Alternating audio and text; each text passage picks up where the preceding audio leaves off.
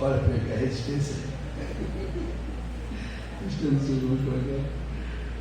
Senhor nosso Deus e Pai, nós nos alegramos por estar numa manhã de domingo nesse lugar, te adorando, Senhor. Nós nos alegramos, nosso coração está aqui feliz, porque sabemos que o dom da vida tu nos deste, Senhor, para te glorificar.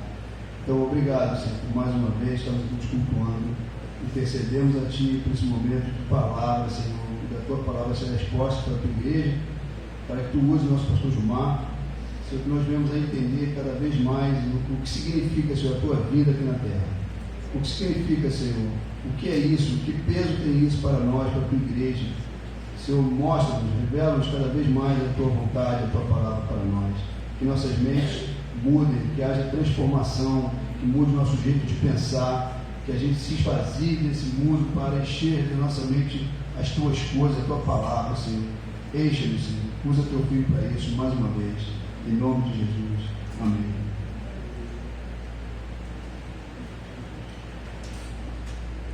Bom dia para quem não ouviu.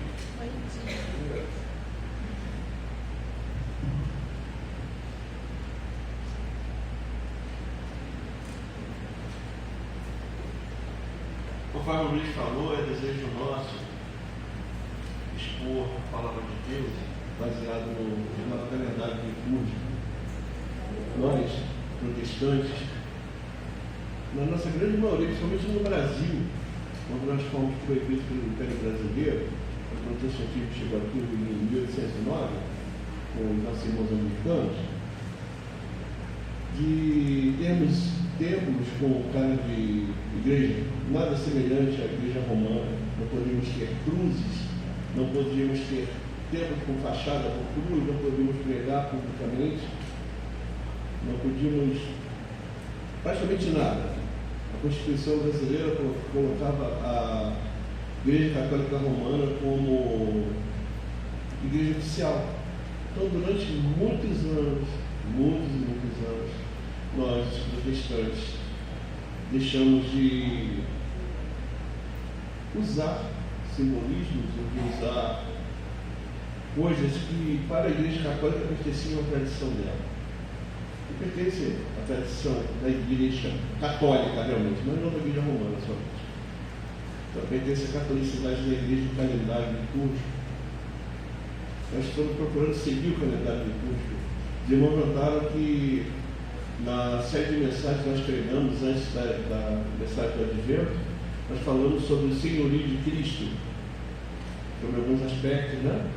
Então também teve uma razão, porque o calendário litúrgico ele se inicia no segundo domingo de novembro. O segundo domingo de novembro é comemorado Cristo, Rei do Universo. No terceiro domingo de novembro em diante, até o dia 6 de janeiro, comemora-se o período do Advento. Daí em diante é o tempo comum, quando chega depois na quarta-feira de cinzas até a sexta-feira do Paixão, comemora-se a Quaresma, que não é também uma data da Igreja Católica Romana, pertence à Igreja cristã.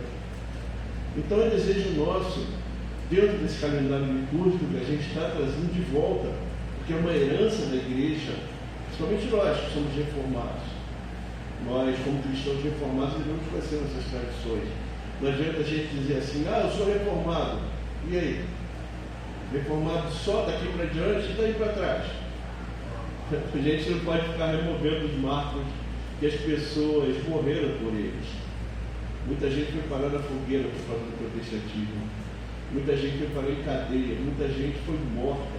Muita gente foi presa por defender a fé protestante. A gente canta aqui uma música trazida até pelo geral nos 500 anos da Reforma, que fala que as pessoas pregaram as suas teses sem temer a espada, que eu creio naquilo que está escrito na palavra, eu creio que sou salvo somente pela graça, eu creio só em Cristo, isso é sacrifício. Nós confessamos aqui o credo apostólico quando ceamos, e a nossa fé tem que ser uma fé racional. Tem de ser uma fé racional. Nós não podemos ter uma fé que a gente ouve falar. Nós temos que ter uma fé de encontro com Deus. Uma fé de encontro com a nossa confissão protestante e reformada. Nós não vivemos de tradicionalismo, nós não somos tradicionais. Eu costumo dizer que o tradicionalismo é a doutrina morta dos vivos, mas a tradição é a doutrina viva dos mortos. Então nós temos a tradição cristã. É um desejo nosso inserir a nossa igreja, inserir você, nos inserirmos nessa tradição cristã tão rica, faz com que nós comemoremos as coisas com ciência daquilo que estamos fazendo. Só esclarecimento para você, você deve ter ouvido por aí já várias vezes, tem alguns loucos, principalmente alguns neopentecostais, eu chamo de louco porque é louco mesmo, pelas coisas que fazem, tolos, que nós não devemos comemorar o Natal, porque o Natal é data pagã, foi inventado por Constantino. Você já escutou falar disso? Já, né? No YouTube aparece um monte de gente falando disso, no Facebook, o Facebook é o formador de opinião. Terrível, as pessoas não creem no que o pastor fala no público, mas creem que ele está no Facebook, no fulano que ele nunca viu, não sabe nem quem é. Não é verdade? Colocar aquilo ali, ou então chega alguém para você com terno, gravata, todo cheiroso, bonito, arrumadinho, vai falar um negócio bacana. Aí chega o pastor Gilmar aqui, ou chega o pastor Fulano, e não, fulano falou na internet. Então cuidado com isso. Então, para esclarecer você sabe por que o Natal é comemorado dia 25 de dezembro? A gente vai comemorar agora. A gente vai vir para cá para o musical do Natal. Você sabe por quê? Você sabe o dia que Jesus nasceu? Nem eu. Nem a história sabe. Mas uma coisa você fica ciente, não foi 25 de dezembro. Porque Lucas vai narrar pastores no campo, não vai? No hemisfério norte, em dezembro, tão frio da boca. Lá naquela região da Judéia, neva. Muito possivelmente os pastores estariam no campo, os rebanhos. O rebanho estaria na malhada, guardado, estabulado. Então já começa por aí. Não estava frio. Estava a temperatura normal, tanto que eles estavam no campo. Bom, então possivelmente Jesus tenha nascido pela metade do ano, de abril em diante, quando começa o verão do hemisfério norte. Agora, por que foi colocado dia 25 de dezembro? Existe uma festa pagã.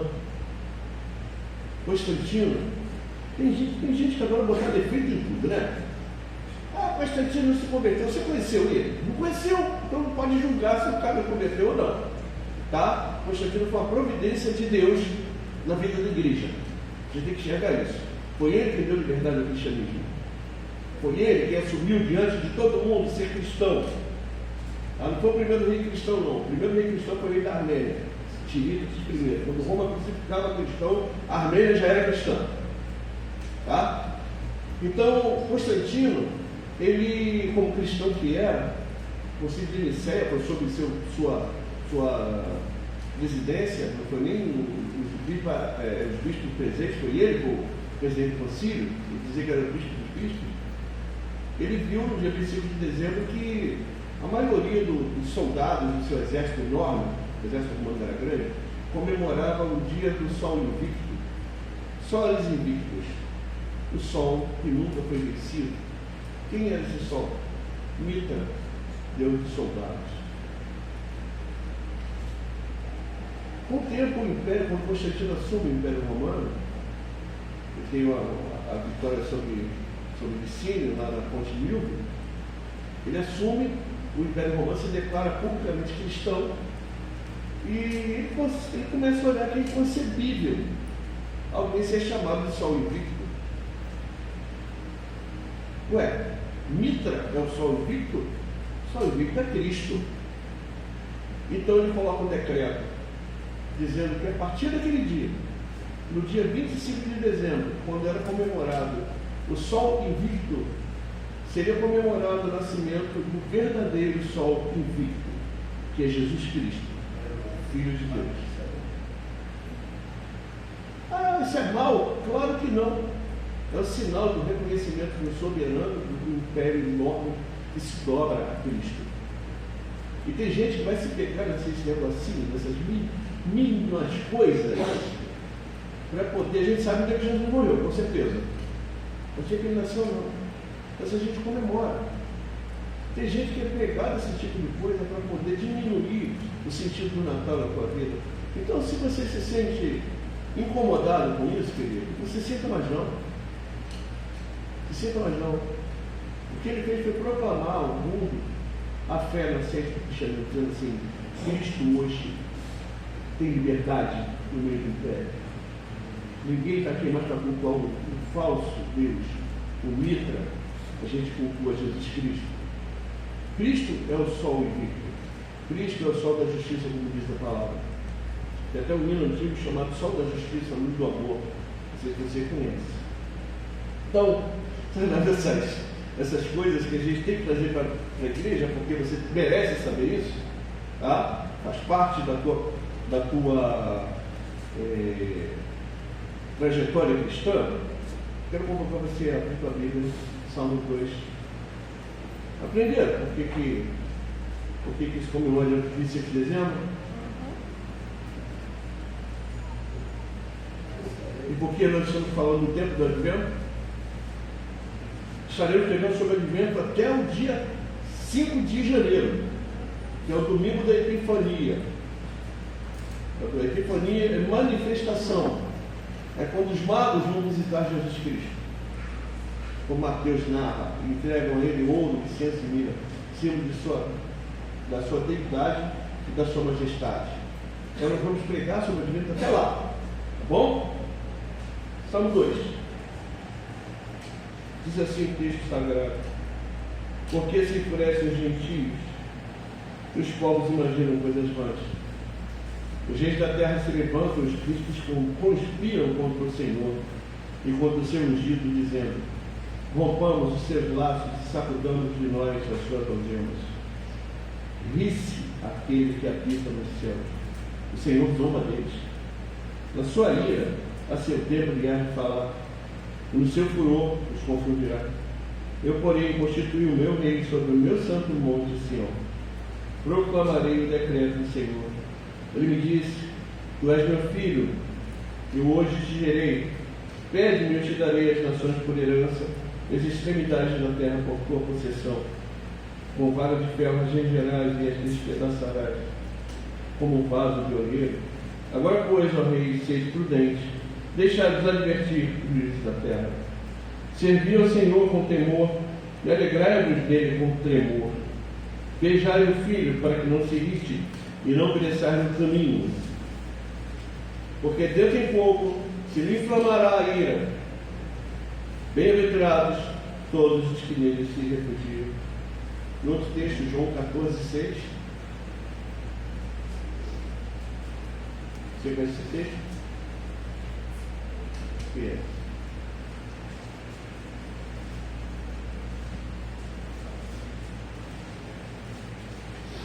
Respondeu-lhe Jesus: eu sou o caminho, a verdade e a vida. Ninguém vem ao Pai senão por mim. Vamos orar. Senhor, mais uma vez nós buscamos a tua face, buscamos a tua palavra, Senhor, e te pedimos a iluminação do texto sagrado, a iluminação para os nossos olhos, Senhor, para a nossa mente, para o nosso coração. Que a tua vontade, Senhor, seja revelada a nós nesse texto sagrado, esses textos que acabamos de ler. Que, ó Deus, nós como teus filhos, como tua igreja, como aqueles que o Senhor escolheu antes que houvesse o mundo, nos curvemos a tua santa vontade, Senhor, neste quarto domingo do Advento, onde comemoramos, Senhor, a esperança da vinda de Cristo. E, ó Deus, não só do nascimento dele, que já aconteceu, mas da sua vinda gloriosa, quando ele voltará para executar o teu juízo, nos reunir as tuas nações, Senhor, pelos quatro cantos da terra, juntarmos aqueles que já estão em paz com aqueles que estão lutando ainda aqui, e seremos uma só igreja, Senhor, um só povo, e o teu Filho mesmo habitará entre nós, o teu tabernáculo entre nós, Senhor. Que a nossa esperança seja renovada para a glória do teu nome. Fala, Senhor Deus, ao meu coração. Aquece, Senhor Deus, a minha alma, o meu coração, a minha mente e dos meus irmãos, Senhor. Naquilo que nós pedimos em nome de Jesus. Amém. Amados, se você quiser anotar o título, tirei do Salmo, beijar o filho. Salmo dos Salmos mais, um dos versículos mais mal interpretados, que as pessoas vivem dizendo por aí que se a gente pedir a Deus as nações da terra, Ele vai dar. Esse salmo está se referindo ao rei de Israel, está se referindo à casa de Davi, e está se referindo no sentido escatológico a Cristo. Tá? Ele não se refere a nós. A gente pode ficar de joelho pedindo a nação da terra e o rei da terra, o rei da nossa vida, não são para nós, são para Cristo. Ele é o dono das nações, Ele é o desejado, Ele é o rei do universo, Ele é o todo-poderoso. Então, irmãos, conforme a gente estava falando, hoje é o quarto domingo do Advento, hoje não se encerra o período do Advento. Hoje as igrejas que costumam usar a coroa do Advento, você já viu a coroa do Advento? Aquela guirlanda que tem 4 velas, você acende as 4 velas de acordo com o domingo, hoje você acende a última vela dela, significando que o tempo está cumprido, significando que todo o tempo da espera de Cristo está cumprido, que Cristo já veio exercer a sua missão de trazer a nós o reino de Deus. Acaba hoje aquela mensagem da proclamação da vinda de Cristo. Daqui para diante nós vamos proclamar um Cristo que já veio. Hoje se encerra a proclamação dessa profecia, que diz que Jesus virá, que diz que Jesus virá cumprir aquilo que os profetas já disseram. Nós já vimos durante esse tempo todo vários aspectos da pessoa e da obra de Cristo, da sua missão. Nós já procuramos expor para a igreja por que Jesus veio, como Ele veio, a razão dele ter vindo, quem é Jesus, qual a missão de Jesus, qual o desfecho da missão de Jesus, para acender o povo de Deus e continuar acesa a esperança, não só daquele que veio, mas daquele que virá também. A gente, quando olha para a Bíblia, a gente vê um Deus proclamando desde Gênesis capítulo 3, aquele que viria. Os profetas proclamaram aquele que viria. E Jesus veio. E Jesus proclamou a vida inteira, e os profetas me proclamaram, principalmente Isaías, que ele padeceria, que ele morreria, que ele seria sacrificado em favor de muitos. E aconteceu. Jesus mesmo proclamou que ele ressuscitaria. Tanto que ele fala lá no templo, destrua isso aqui que eu reconstruí em 3 dias. Ele fala no termo de Lázaro assim, lá no termo de Lázaro não, quando ele vai lá no cemitério de Lázaro, ele fala assim, eu o ressuscitarei no último dia. E ele promete que ele vai voltar. Aí eu pergunto para você tem alguma dúvida que Jesus vai voltar? Nenhuma. Prometeu. Quando será? Não sei. Os anjos não sabem. E ele mesmo falou dos discípulos assim, nem o filho sabe. Está falando aquela natureza humana. Nem o filho sabe. Mas Deus, que é o Criador de todas as coisas, sabe essa data. Cabe a nós, como povo de Deus, como sacerdócio real, como nação santa, estamos preparados, esperando a volta de Cristo. Não é fazer que as pessoas falam, eu não posso andar de bermuda, eu não posso tomar banho pelado, porque Jesus pode me voltar e me pegar. Se Jesus está cansado de conhecer pelado, de bermuda, dormindo. O problema não é esse, o problema não são trajes para Jesus te ver. O problema é como você está com Ele. Como eu estou com Ele, onde eu deposito minha esperança? Em quem eu deposito minha esperança? A minha felicidade está posta onde? Será que a minha felicidade está posta nesse mundo? Está posta na esperança, no que a gente vê? Ou a minha felicidade, a minha esperança está posta naquilo que eu não vejo? Na esperança que há de se manifestar quando Jesus voltar. Eu não sei vocês, irmão, mas às vezes eu fico sentado na minha casa, sozinho, sozinho, e às vezes nas minhas meditações à noite, quando eu estou deitado, eu não sei se já aconteceu com você, mas eu tenho um desejo profundo de conhecer o que tem lá. Às vezes eu fico pensando, poxa, seria tão melhor estar lá com Cristo do que aqui. De conhecer aquilo que Ele tem para mim. Porque está aqui onde eu estou. Estou muito feliz onde eu estou, porque eu estou com a graça de Deus ali, daquilo que Ele me colocou. Mas eu fico pensando naquilo que Deus tem guardado para nós em Cristo, daquilo que Ele se manifestar quando Jesus voltar. Às vezes dá até o nosso jeito de cotovelo da gente saber que os irmãos já estão lá com Cristo, desfrutando da sua presença física, estando com Ele ali, face a face, privando daquilo que Ele tem para nós, e nós ainda aqui lutando, né? Na nossa luta, até a gente, conforme a Bíblia dizia, até uma coisa de Deus, até o sangue. Mas a nossa alegria é saber que nós temos esperança que estaremos junto dele, tanto quando ele voltar, ou tanto quando nós partirmos. O fato é que nós temos que estar preparados, e eu já falei para você, preparado é preparado. Pré-parado. Eu estou parado, aguardando ele voltar. De antemão, eu já estou como se ele voltasse hoje. As pessoas às vezes acham que preparado é fazer minhas malas. Eu estaria fazendo sapatinho para a volta de Jesus. A igreja não vive de fazer sapatinho. Quando está querendo beber, tem que fazer sapatinho, né? Vai nascer tal dia. A igreja não vive de fazer sapatinho para a volta de Jesus, mas a igreja vive a esperança de Cristo, como se Cristo voltasse agora. Seria tão bom se ele voltasse agora.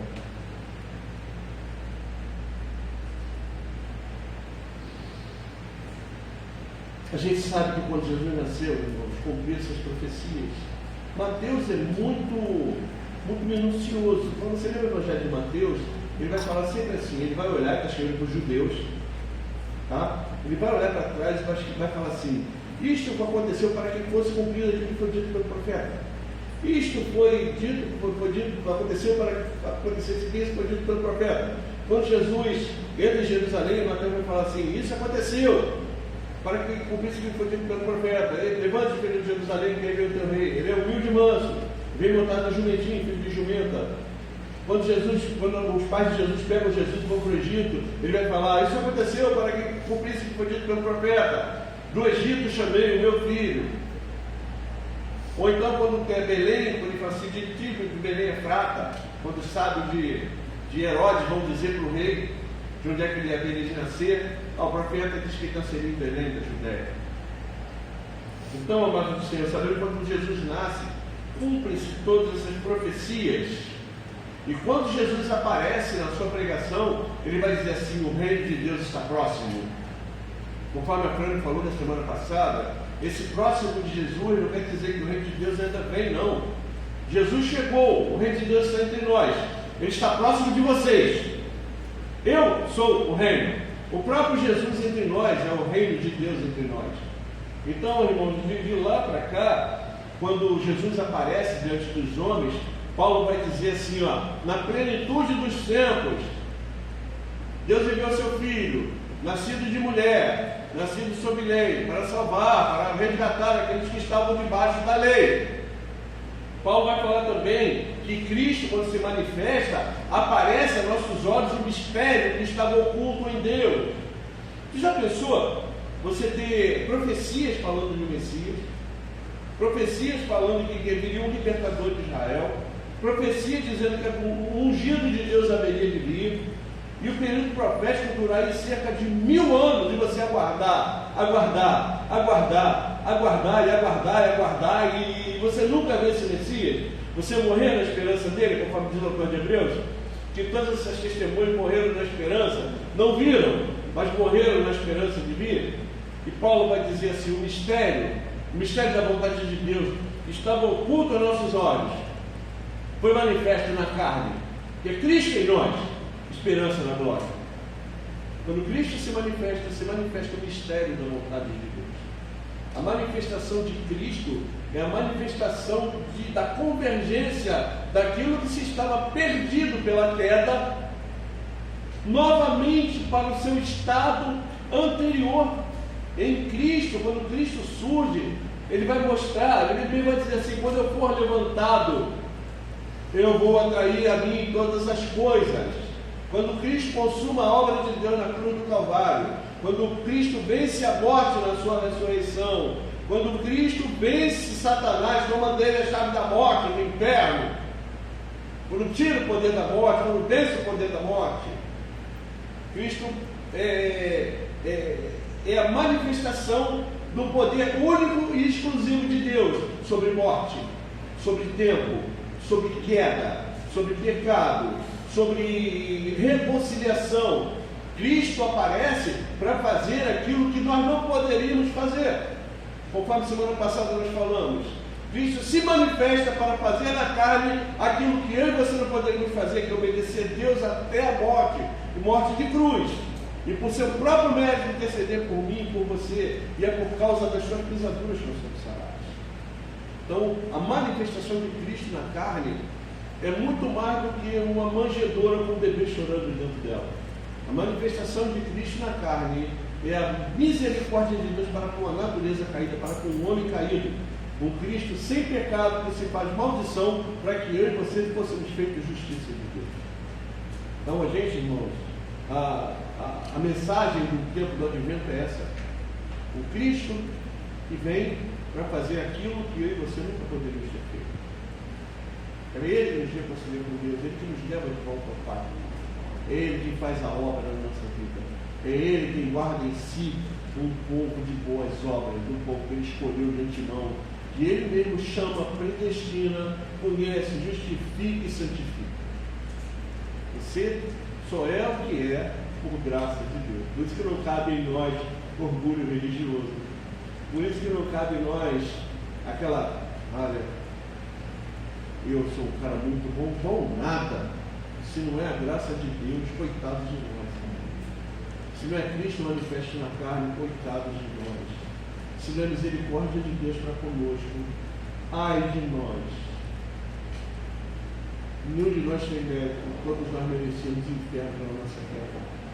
E Deus ainda, na sua infinita bondade, escolhe para si um povo que Ele separa, guarda e preserva em Cristo, que Ele sela com o seu Espírito Santo. Ele coloca o selo sobre nós, o selo indelével, que ninguém tira.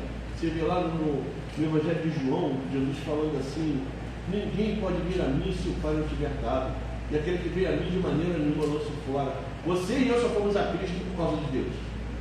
É Deus que nos manda a Ele, e Jesus de maneira nenhuma nos manda fora. Se alguém disser para você que Deus tem um anjo da borracha e um anjo da caneta, está mentindo para você. A Bíblia não fala isso.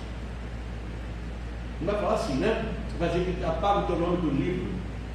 Não existe isso. Tem coisa aqui. Lembra de Moisés? Ele fala assim: Senhor, Moisés pede, apaga meu nome do livro da vida. Se ele não apagou de Moisés, ele vai apagar o teu. Deus executa as coisas dele de acordo com a sua santa e divina vontade, de forma perfeita. A mensagem, a pessoa de Cristo, irmãos, são a única coisa que nos livra da ira de Deus. Paulo fala isso em Tessalonicenses. Jesus Cristo, que nos livra de quê? Da ira que está por vir. Não é isso? Se existe uma coisa que se interpõe entre a ira de Deus e nós, é Cristo.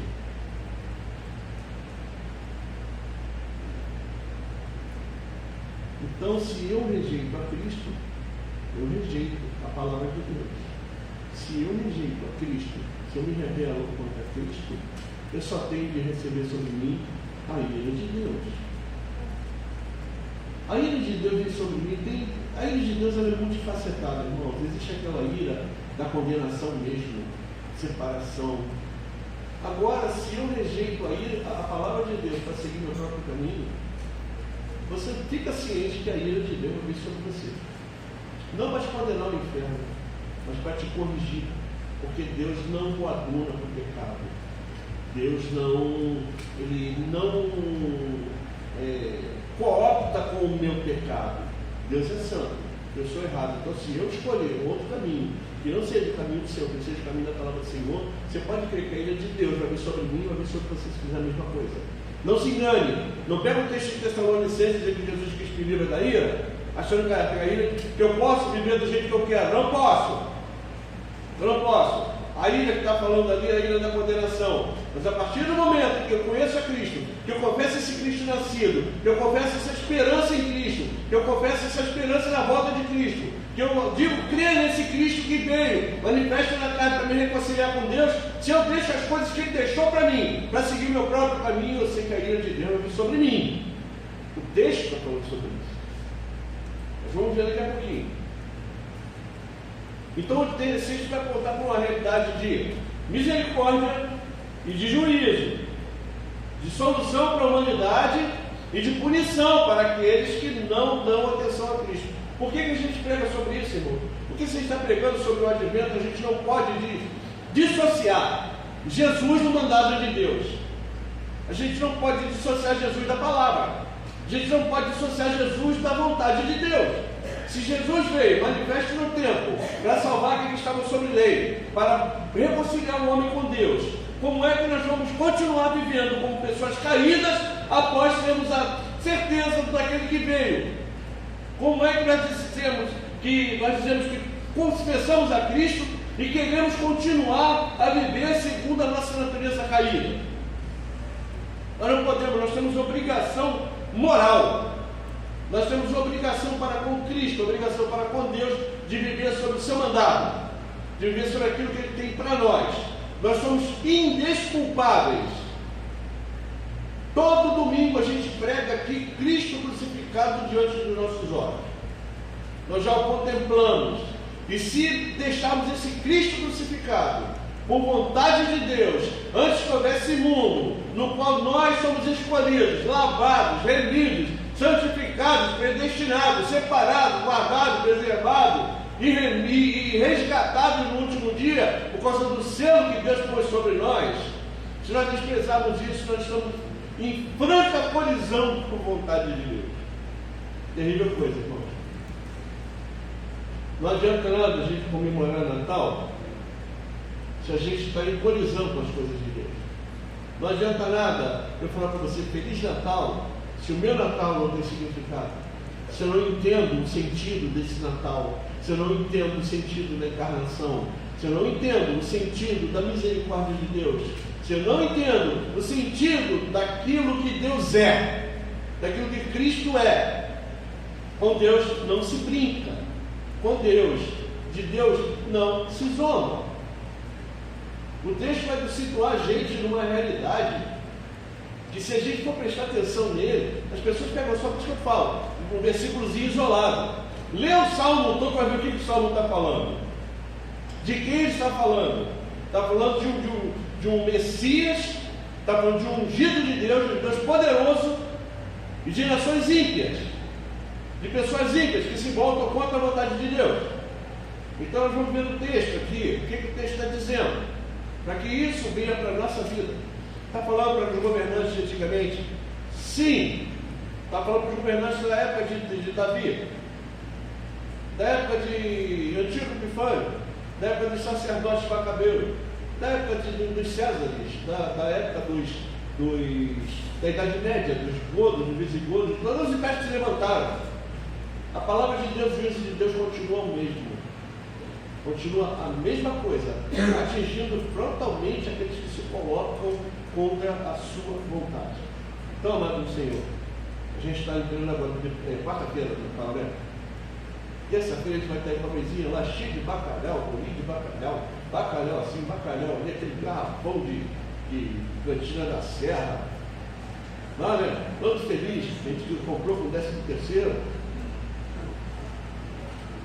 E aí, será que a nossa alegria se resume a essas coisas? Ou se resume a conhecermos o Deus da palavra? Vamos ver? Primeira coisa que o texto vai dizer para a gente em Salmo 2. Existe uma rebelião contra Deus por parte dos povos. Irmãos, sempre houve. Mas hoje parece que a comunicação, hoje você está aqui, pega o telefone celular ali, você vai falar com o cara que está lá na China. Lá são 10h30 da noite, 11h30 da noite. E aqui, da manhã. Daqui a pouquinho, meio-dia, já vai ser amanhã lá, e a gente está aqui ainda no hoje. Mas você está falando em tempo real com o cara no outro dia. É uma viagem no tempo, né? Só existe viagem no tempo? Sim. Eu estou falando com uma pessoa que está amanhã. E aí? Fantástico isso, né? Isso é muito legal. Isso é física, irmão. Isso é física. Está aliado ao movimento da Terra.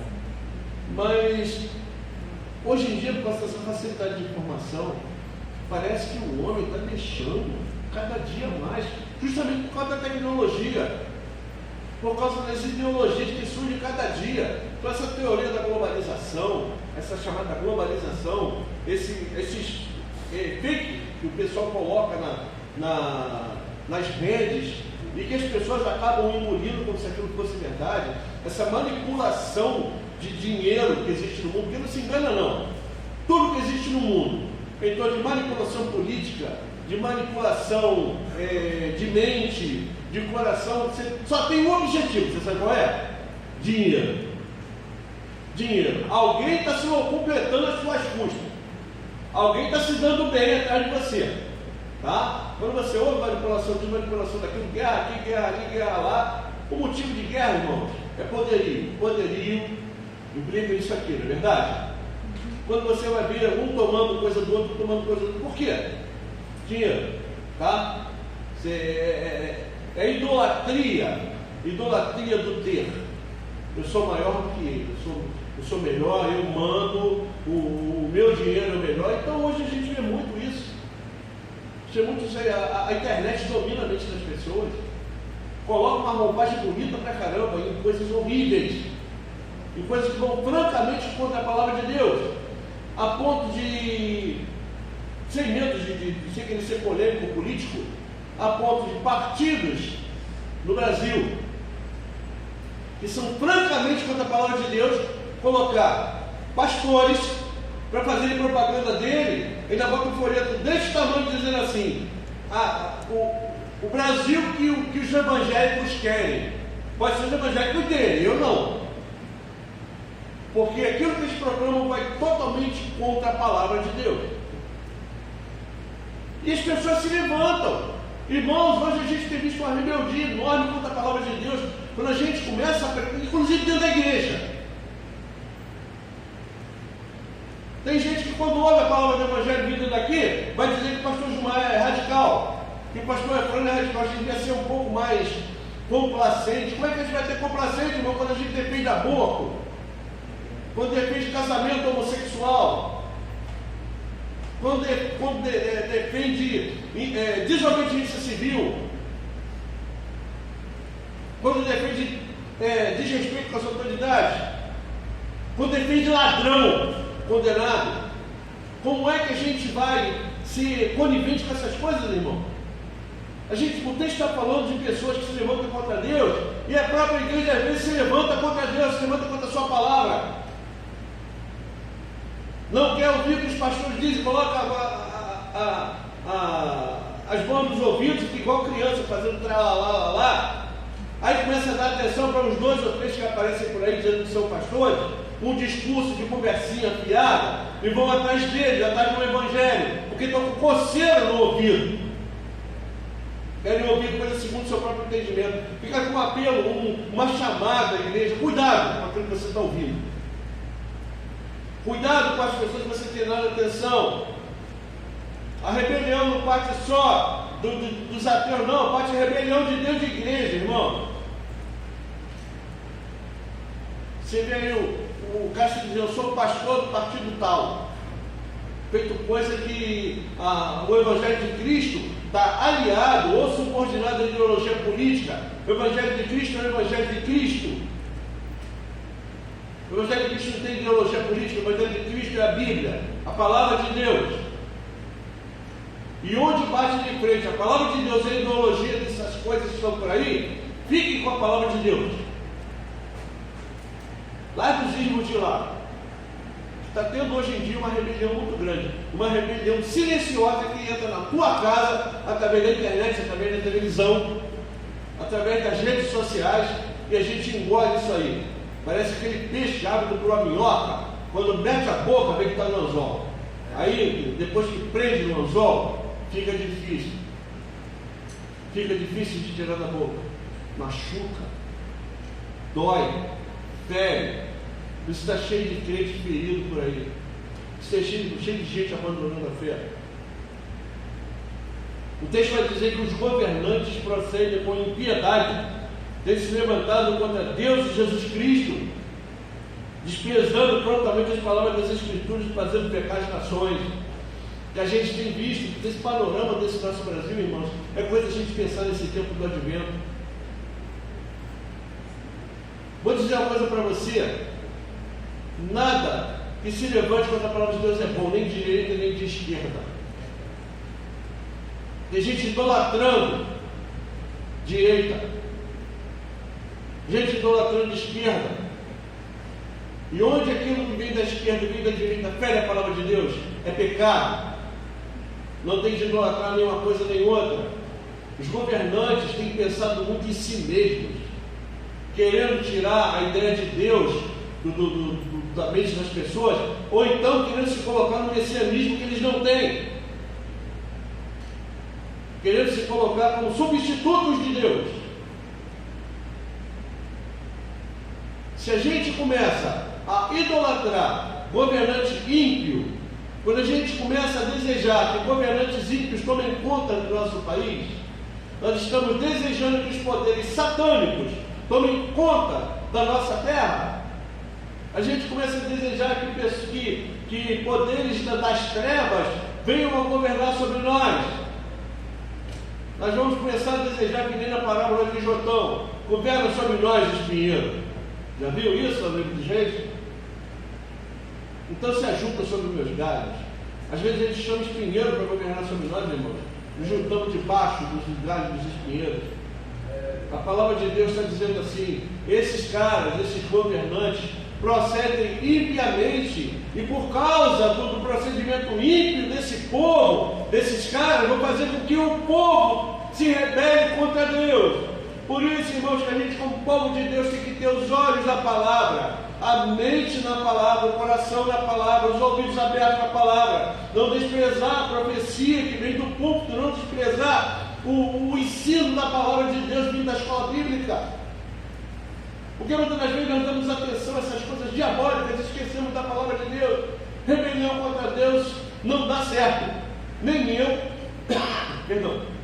nem eu e nem você somos pares com Deus Todo-Poderoso.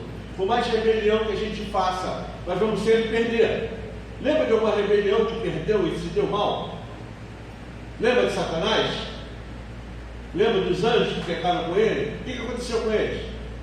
A Bíblia diz: foram postos para fora e reservados para as trevas. Não é isso? Às vezes, irmãos, a gente procede igual aos demônios. A gente entra em franca rebelião com Deus. Ai, pastor, quando é que eu estou em rebelião com Deus? Quando dá atenção a quem não deveria dar. Quando se junta com ideologia que não deveria dar. Está junto. Quando começa a apoiar pessoas que apoiam coisas que a palavra de Deus não apoia. A gente não pode, irmãos, encerrar o período do advento sem falar dessas coisas. Onde é que está a minha esperança? Onde é que está a tua esperança? Em Cristo ou nas coisas? Onde é que está a minha esperança? Está no advento de Cristo ou nas ideologias dos ímpios? Como é que eu vou ter esperança em Cristo? Aguardar a Cristo, aguardar a volta gloriosa de Cristo, a justiça de Cristo, quando eu defendo pessoas que defendem aborto. Só conta a pena de morte, mas defende aborto. Impressionante isso, né? A tua criança inocente, mas se levanta contra um nocivo que está fazendo mal para o Estado. Que a própria Bíblia não se levanta contra ele. Estou aqui defendendo, não estou dizendo para você que a Bíblia não condena a pena de morte. Pelo contrário. Paulo vai dizer assim: não é à toa que ela vai trazer a espada sobre você. Mas defende aborto, né, por questão de saúde pública. E quando a gente às vezes prega daqui, irmão, você vê nariz torcido. A gente fala isso. Porque dentro da nossa igreja tem gente que defende aborto.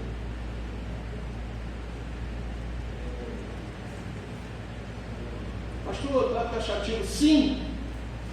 Irmãos, olha, eu não estou numa fase da minha vida, sinceridade. Só assim, se você ficar com raiva de tudo que eu falei, fica, não tem problema nenhum. Você vai ficar com raiva de Deus, não é de mim não. Porque o que a gente está falando aqui não está na palavra. Eu não posso agradar você, precisa agradar a Deus. Não posso, porque aquele que se faz amigo do mundo se faz amigo de Deus. Ou eu me faço amigo de Deus, ou eu me faço amigo do mundo. Se eu não fizer amigo do mundo, eu estou sendo contra Deus. Aí fica na tua frente, o que você vai querer? Ser amigo do mundo? Vou dizer para você, aquilo que o mundo diz que é legal, ou ser amigo de Deus? Quando fala assim, vocês são meu povo, vocês são santos, conforme eu sou santo. Vai diante de nós, irmãos. Eu continuo reformado, eu acho que nós não temos livre-arbítrio. Mas nós temos, dentro da nossa liberdade, uma escolha. Nosso livre-arbítrio não está na questão da salvífica. Não tem escolha se você salva ou não, é Deus que convence você. Agora, a sua liberdade cristã, querido, você tem liberdade sim. Eu posso quiser com esse papel aqui, não posso? Se quiser com o meu papel, você vai me pedir? Nem Deus. Mas se eu quiser com ele, não vai, papel ruim, papel ruim, papel.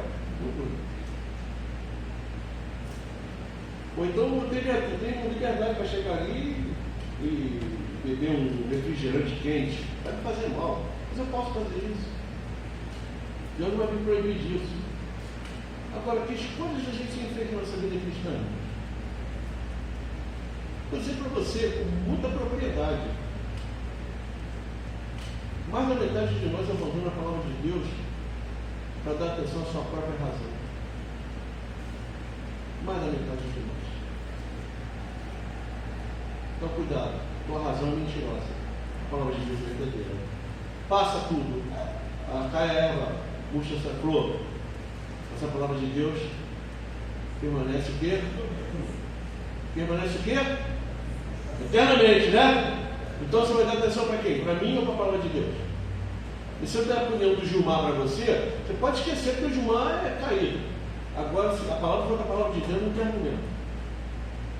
Vai ser disposta dentro dos teus olhos. O texto vai dizer o seguinte, que Deus se ri. Olha só. Os homens são rebeldes, porque governantes ímpios, líderes ímpios, pessoas ímpias. Quando eu falo de governante ímpio, de pastor ímpio também, tá? Se engana não, tá assim, ó. Assim de pastor ímpio. Principalmente esses caras que estão agora nesse negócio de teologia do coach. Pregando para você o evangelho do ego. Tirou a prosperidade material do ego, de você, e colocou a prosperidade do ego. Isso é lindo, maravilhoso. A ponto de dizer assim, quando eu chego diante de Deus, eu me sinto tão justo e não sinto em nada diferente de Deus, olha só. Aí você vai olhar Deus e falar assim, você está pensando que eu sou teu igual?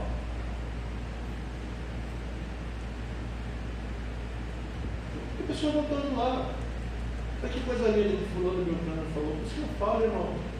Só governantes são. Casos se dizem pastores, querendo desviar você da palavra. Olha para a cruz de Cristo, olha para o advento de Cristo. Olha para a pessoa e obra de Cristo. Vê a resposta que a gente está dando para ele. Quer saber o que acontece? O texto vai dizer que Deus ri e zomba deles. A gente não zomba de Deus não, mas Deus se ri desses caras. Sabe por que Deus se ri? Porque não tem ninguém que possa ir de encontro a Ele. Terrível coisa quando as pessoas acham que podem peitar Deus. Não pode, Ele é todo poderoso, eterno, imutável, causa de si mesmo, indivisível, Pai da eternidade, Criador de tudo, causa de si mesmo. Agora, como é que nós vamos bater de frente? Você se topa, dá uma topada numa pedra de fora, vai gritar assim, ai, machuquei meu dedão, caiu um dia desse um tamborete em cima do meu dedo ali de casa, doeu pra caramba. O que eu pude fazer para minimizar a dor? Nada. Eu não tenho nem capacidade de minimizar a dor que acontece comigo. Como é que eu quero bater de frente com o dono do universo? Às vezes teu filho está passando mal, cheio de febre, né? Já aconteceu isso contigo? O neném está passando mal, você querer trocar de lugar, você querer minimizar a febre do bebê. Pode fazer alguma coisa? Não, a gente fica desesperado, botando compressa de água fria, dando remedinho, levando para o médico, que a gente não pode fazer nada, se sente impotente, mas quer peitar Deus. Quer dizer que Deus não tem razão. Aí na hora que acontecem as coisas ruins na vida, a primeira coisa que grita é o quê? Ai meu Deus. Deus se zomba desses prepotentes. Prepotência diante de Deus não nos leva em lugar nenhum. Sabe por quê? Porque toda a criação é de Deus, por Deus e para Deus. A Bíblia não diz isso lá em Romanos, sobre Jesus? Porque dele, por ele e para ele são todas as coisas. Quantas as coisas? São todas as coisas. Inclusive um bilionésimo do ar que você está respirando agora. Inclusive uma moeda de 10 centavos que você tem no teu bolso. A tua vida. Os fios de cabelo que tem na tua cabeça. O frango assado que você vai comer depois de feito aqui. Sabe que pertence? Pertence a ele. A minha vida não pertence ao teu carro, a tua vida, a tua saúde, teus filhos, teus netos, teu trabalho, teu dinheiro, tudo! Tudo! Do Senhor é a terra, a sua plenitude, o mundo e os que nele habitam. Nós somos obra das suas mãos, rebanho de pastoreio dele. E aí, como é que a gente às vezes pensa que pode bater de frente com Deus? Deus se ri disso, irmão. Deus é todo-poderoso. Esse Deus todo-poderoso que se ri dos poderosos, que se afrontam, que afrontam a Ele, que zombam da sua palavra, que quer se revelar contra Ele. Esse mesmo Deus se manifesta na pessoa de Cristo. Aí junto aqueles caras que governavam Israel, que colocavam um jugo pesado sobre Israel. Aí vem Jesus, humilde, manso, e detona eles. Quantas vezes você já viu Jesus detonar os escribas e fariseus no Evangelho? João, Mateus e Lucas, você vê isso direto. Ele caía para dentro deles mesmo, a ponto de, na semana da sua morte, ele chegar e falar que ia derrubar aquilo tudo. Aí o pessoal sai ele bate de frente com os fariseus e os saduceus, ele sai do templo, vai para o Monte das Oliveiras, os discípulos conhecem Jesus, ele fala: mestre, olha só que difícil, que pedra, não vai ficar nada ali, não vai sobrar nada. Tem o que do templo de Jerusalém hoje? Tudo aí é uma religião morta, sem esperança messiânica. Então, a gente não pode brincar com Jesus, ele é o dono da história, a gente não pode brincar com Deus. Quando a gente olha para a história do homem, a gente vai ver um Deus que trabalha sempre em função da volta de Cristo. Reinos levantados, pessoas levantadas, sistemas levantados, tudo debaixo daquilo que a palavra de Deus nos diz.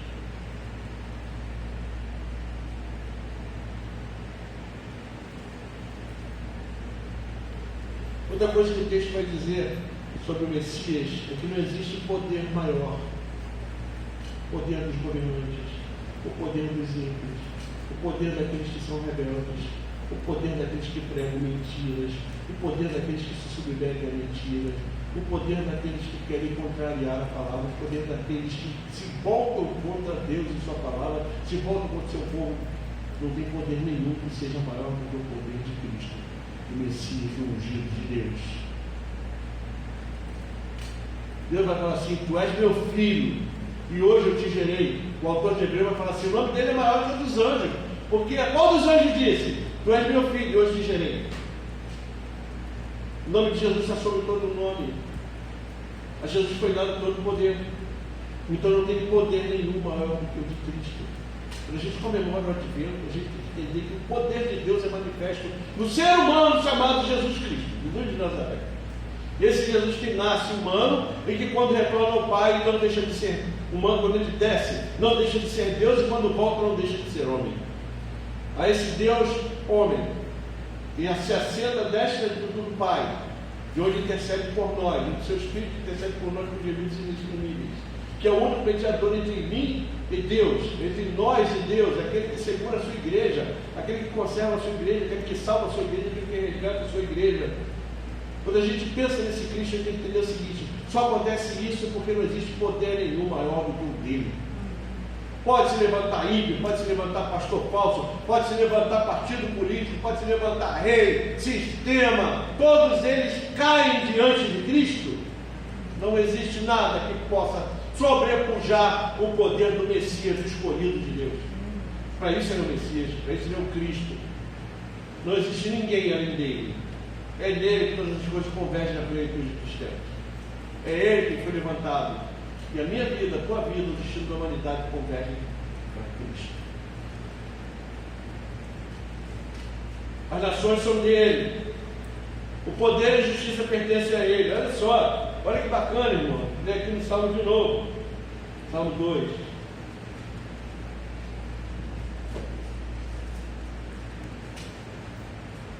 Não estou querendo que ele vai se caderninho do Vasco. Tá, não repara, não? Eu queria me livrar dele. Não. Olha aqui. Vá. Versículo 6 em diante. Eu, porém, constituí o meu rei. A princípio está falando de Davi, tá? Mas no sentido escatológico está falando de Cristo. Você pode ver que o rei aí deixa com letra maiúscula, tá? É só o escatológico. Aqui, constituiu o meu rei sobre o meu santo monte Sião, proclamarei o decreto do Senhor. Ele me disse: tu és o meu filho. Quem é o filho? Cristo. Eu hoje te gerei. Quem é gerado eternamente? Cristo. Pede-me, eu te darei as nações por herança. De quem é o poder e a glória? De Cristo. De quem é todo o poder? De Cristo. Por herança. Quem é o herdeiro de Deus? Cristo. As extremidades da terra por sua possessão. Quem é o dono da terra? Quem pertence à terra e sua plenitude?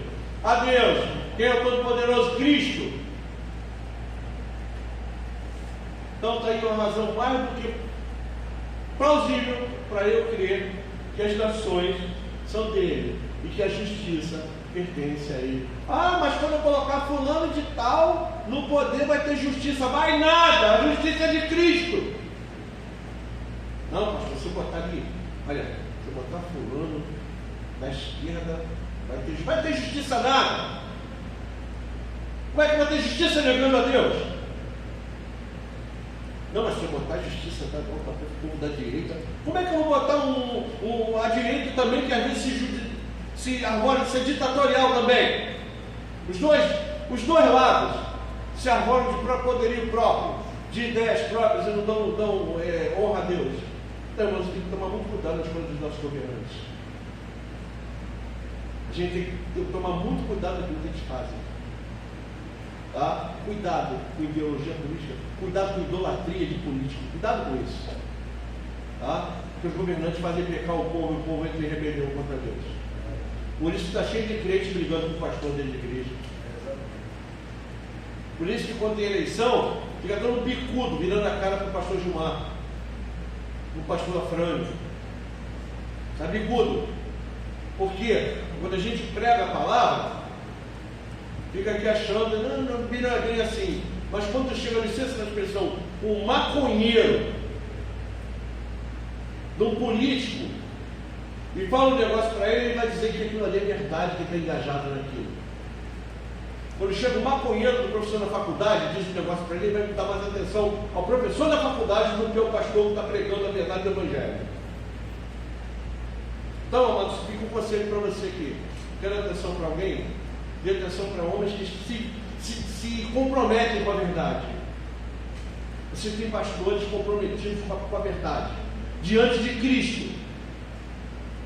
Tá? Porque nós somos réus da própria palavra que a gente prega. Seremos cobrados por isso. Então, o desejo nosso também é que você ande em santidade.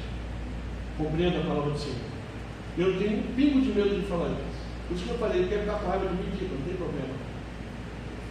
João Batista também, herói, morreu de raiva dele quando eu cortar a cabeça dele, não é verdade? Jesus também, pessoas morreram de raiva do que ele falava, não do que ele fazia. Os apóstolos também. Né? João Batista perdeu a cabeça. Né? Então, sabe, o cabeça de profeta era bandeja mesmo. A gente não tem um pingo de problema com isso, não. Nosso problema não é simpatia, nosso problema é fazer com que você cresça até a estatura de Cristo. Entenda a palavra de Deus. Os governantes, todos os homens devem se curvar ao poderio de Cristo. Olha só, versículo 9. Com vara de ferro. Está falando aí com peninha de disparador? Passando disparador, fazendo cosquinha? É isso? Ele está falando aí? Do ungido do Senhor? É isso que ele vai fazer? Com uma escovinha de sapato para engaixar o meu ego, fazer cosquinha na minha cabeça. É isso que está escrito aí? Está escrito com vara de ferro, né? Um cetro de ferro. Nessa época aqui, irmãos, não tinha muito ferro não, era mais bronze. Bronze, tá? A gente chama de ferro dos hititas. Mas o Israel, os egípcios, era tudo de bronze. O ferro é uma coisa muito rara. O ferro vale mais do que o ouro, porque o ferro é duro. O bronze se quebra. O ferro você pode pegar um vergalhão, bate com ele naquele muro ali 500 mil vezes e você vai quebrar. Mas tu quebrar uma vara de ferro, tem que ficar ali, ó, fazendo pressão sobre ela, e é muito difícil de quebrar. Não quebra. Então está dizendo que é vara de ferro. As reis gerais farão que reações que se desviam da palavra. O que está escrito aí? Despedaçarás. Então, sistema nenhum político que se volta contra a palavra de Deus fica de pé. Ideologia nenhuma. Sistema religioso nenhum que contaria a palavra de Deus fica de pé. Só fica de pé aquele que guarda a palavra. Aquele que Cristo despedaça. Tu lembra que está falando do vaso do oleiro? Você lembra de alguma coisa aqui? Lembra de Jeremias? Aqui o Salmo está falando, né, antes de Jeremias, que ele despedaça com o oleiro. O moleiro. Depois você vai ver lá em Jeremias, o oleiro despedaçando o vaso e fazendo outro. Quando Cristo despedaça as nações é para fazer outra. E despedaçou a nação da piedade para fazer a minha você, igreja. E hoje ele rege a gente com esse certo inferno. A justiça e juízo. Agora, pois, olha o conselho que ele dá, os reis. Sejam prudentes. Isso serve para você também. Tá? Falando dos reis, mas diz assim, igreja, sejam prudentes, pastores, sejam prudentes, líderes, sejam prudentes, pessoas, sejam prudentes, povo do advento, sejam prudentes. Por quê? Deixai de advertir juízes da terra contra os magistrados. A gente tem visto aí uma corte brasileira, uma Suprema Corte fazendo vergonha. Mas não liga não, irmãos, está com pouco tempo. De Deus não se zomba. Aquilo que o homem semeia, ele colhe. Nós falamos isso semana passada. Aqui está dizendo, os magistrados da terra deixaram de se advertir. Mas não é só para eles não, a nós também. E muitas das vezes nós endurecemos o nosso coração. Nós não vamos pensar a palavra de Deus, nosso coração fica duro.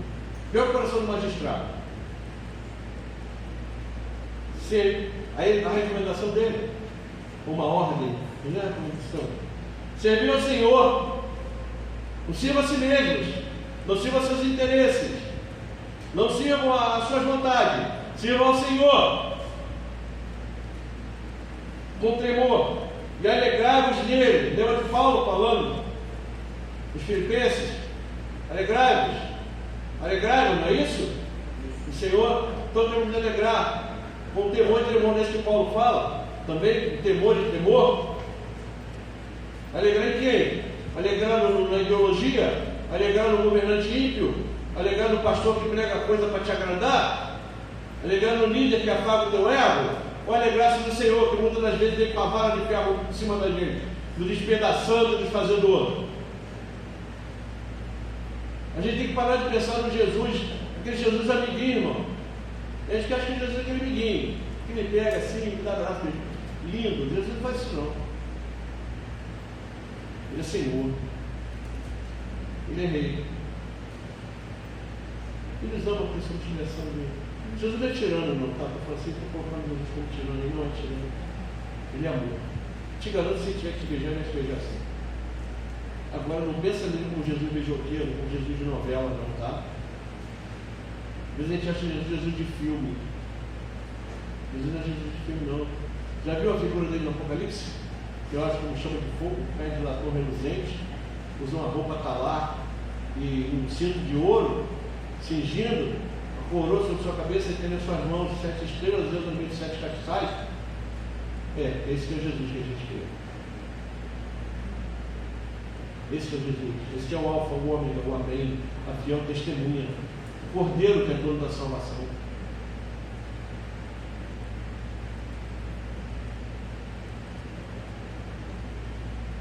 A falta de reconhecimento da adoração de Cristo provoca a sua ira contra nós. Olha só esse versículo aqui, o 12. Beijai o filho, para que se não irrite. Então Cristo fica irritado, né? Não, Jesus é bonzinho. Ele pegou lá o... Entendeu, irmãos? Irmãos, a gente já fez a primeira figura de Jesus. Jesus não é. Pode ver do jeito que está esperando Jesus da Escritura.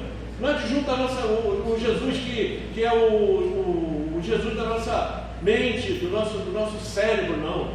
É o Jesus das Escrituras. O Jesus das Escrituras detona os fariseus. O Jesus das Escrituras bate de frente com o sistema religioso.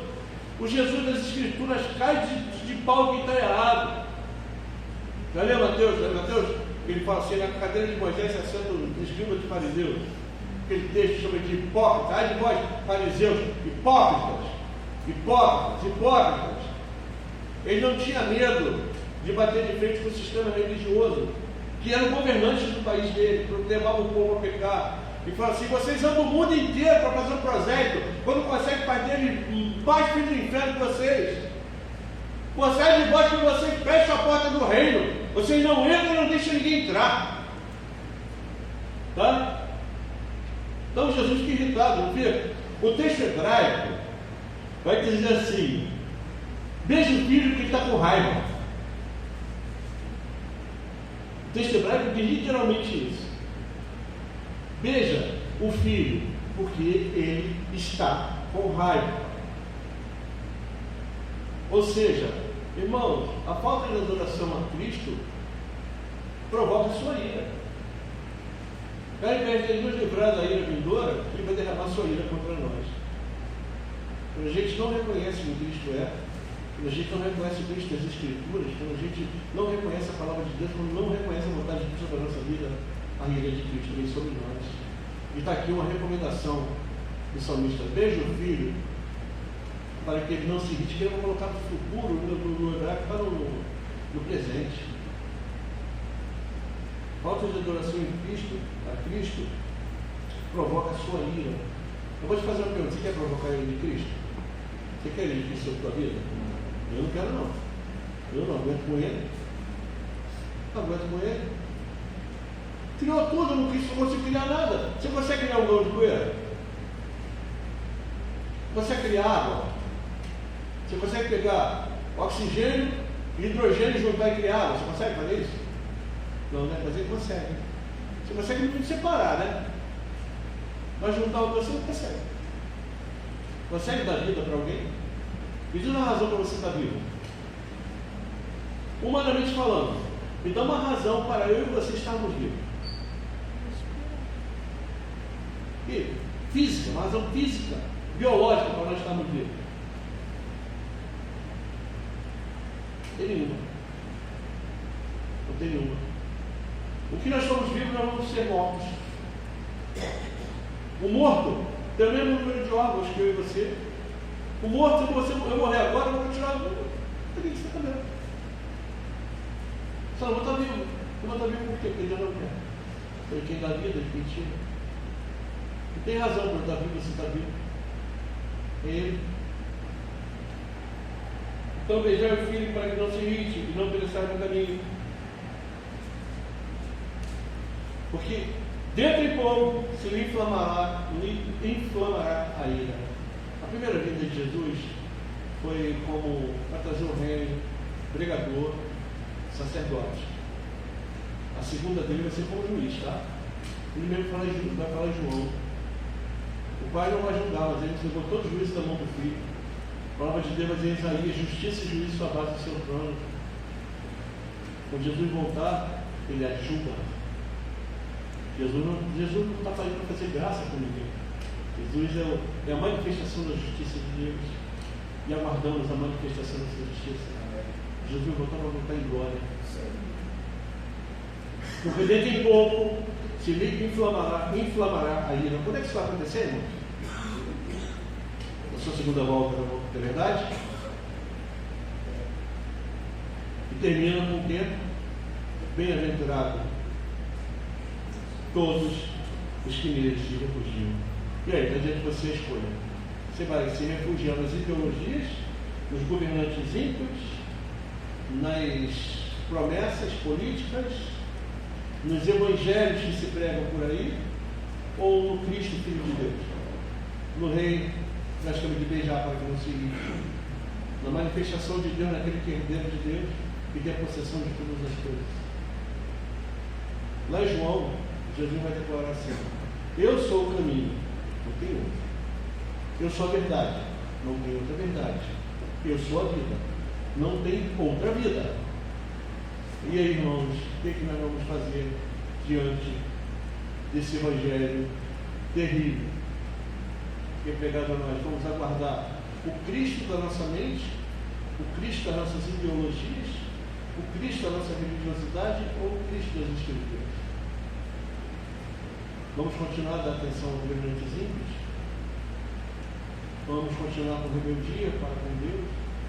Ou vamos beijar o Filho, porque ele está com raiva dessas coisas, e nos refugiarmos nele?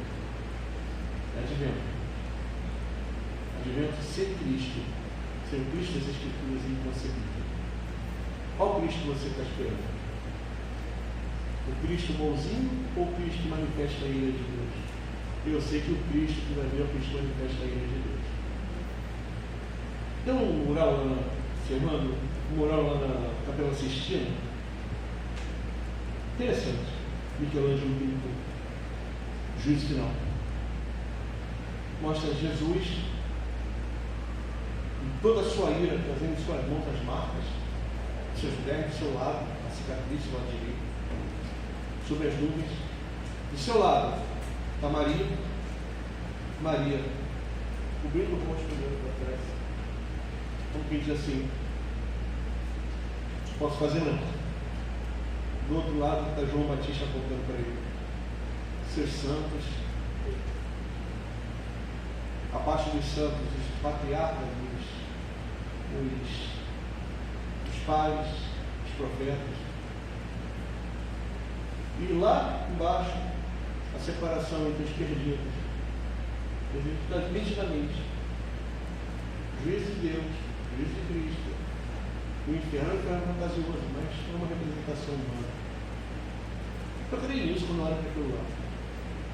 Essa volta gloriosa de Cristo. Cristo está com cara de bonzinho naquele mural, você pode ver, está até sem barba. Bem gordinho, sem barba. E ele vem infamado, com o dedo para cima assim, descendo a barriga. Que Cristo a gente está esperando? Só que esse Cristo, infamado da sua ira, vai dizer para você assim: filho bendito do meu Pai, possui por herança o reino que está preparando para você desde a fundação do mundo. Cristo da justiça é o Cristo da misericórdia. Justiça para quem se pede, misericórdia para nós. Então, aguardemos o Cristo, Filho, beijo Filho, para que você não pereça. Vamos orar. Senhor, nós ficamos aqui, Senhor Deus. Estás dando para a gente de sal. E a gente vê, Deus, que nós não temos um Deus que brinca, nem um Cristo que brincadeira. Nós temos um Cristo que, por tua autoridade, exerce o juízo. A quem é dado todo o poder no céu e na terra, que nós temos de adorar para que ele não se irrite, não exerça sua justiça contra nós. Que a tua igreja não seja conduzida por coisas, Senhor, por governantes ímpios, por ideologias ímpias, por religiosidade ímpia, Senhor, mas seja conduzida pela tua palavra. Nós dependamos a contemplar a tua glória, Senhor, com temor e temor. Que vivamos pela tua palavra, Senhor, para a glória do teu nome. Convença-nos, Senhor Deus, pela tua palavra, não pela nossa prédica, nossa sabedoria humana, porque isso não leva ninguém a nada, mas pela tua palavra e pelo teu Espírito, Senhor. É que nós sejamos convencidos do nosso pecado, da tua justiça e do teu juízo, Senhor. Conserva-nos, Senhor Deus, de ti. Que nós não venhamos a ser pessoas ímpias para que o Senhor não zombe de nós. Que a tua ira não nos atinja, Senhor. Guarda-nos em Cristo. Nós tenhamos confiança naquele que nos salva, que nos livra da ira vindoura de Cristo. Que aprendamos a ter no nosso coração temor e temor por ele, Senhor. Guarda-nos, Senhor Deus, a nossa oração em nome de Jesus. Amém.